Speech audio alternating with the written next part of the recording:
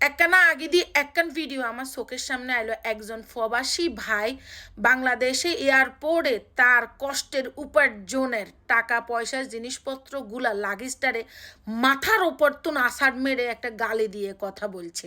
কিন্তু বিশ্বাস করেন ওনার লাগেজটা খোলা ছিল, ওনার লাগেজ থেকে মালপত্র চুরি হয়ে গেছে।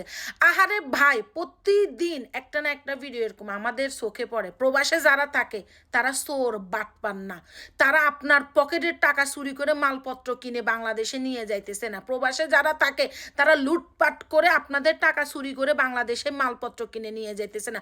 প্রবাসের টাকা অনেক কষ্টের টাকা, যারা সৎ পথে উপার্জন করে, সেটা বাংলাদেশ হোক বিশ্বের যে কোনো স্থানে হোক, সেটা অনেক কষ্টের টাকা। একজন প্রবাসী যখন বাংলাদেশে যায় তার লাগেজের ওজন থাকে সর্বোচ্চ হাতে এবং হ্যান্ড লাগেজ এবং বোর্ডিংয়ে মিলায়, নাইলে কত পায় সে?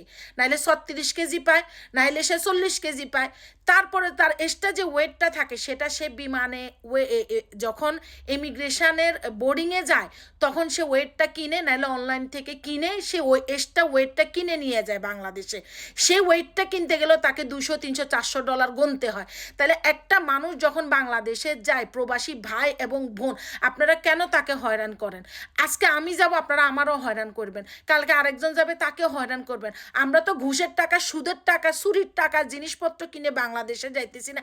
একটা সরকার, যে সরকারই আসুক, একটা সরকার এই প্রবাসী ভাই বোনদের দিকে কি একটাবার তাকায়? আরে আমরা রেমিটের যোদ্ধা। এখন অনেকে বলবে তোরা কেমনে রেমিটের যুদ্ধ হচ্ছিস। এখন বর্তমানে ইউরোপে ইউরোর দাম হচ্ছে 141 ইউরো।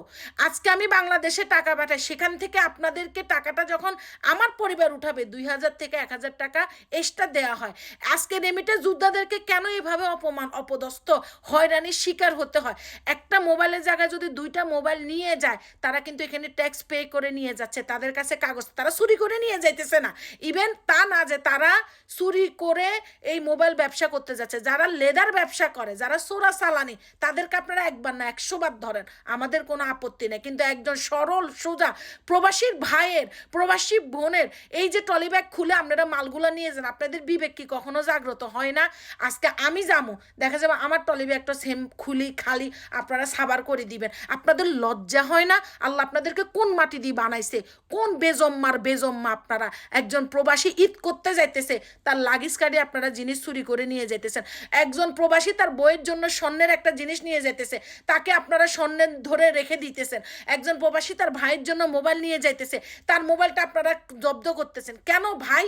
যারা আপনাকে নাকের ডগা দিয়ে চুরি করে লই যান, নাকের ডগা দিয়ে ছিনতাই করেন, তাকে বালতাও ছিটতে পারেন না, পারেন খালি প্রবাসী করে কষ্ট দিতে। আপনারা জানেন একজন প্রবাসী কতটা কষ্ট করে। আমি মেয়ে, আমিও একটা প্রবাসী, আমি কতটা কষ্ট করি জানেন আমার পরিবারের হাসি ফোটানোর জন্য। আর এয়ারপোর্ট আপনারা যে পরিমাণ হয়রানি করেন, আপনারা আসলে মানুষ না, মানুষের কাতারেই পড়েন না।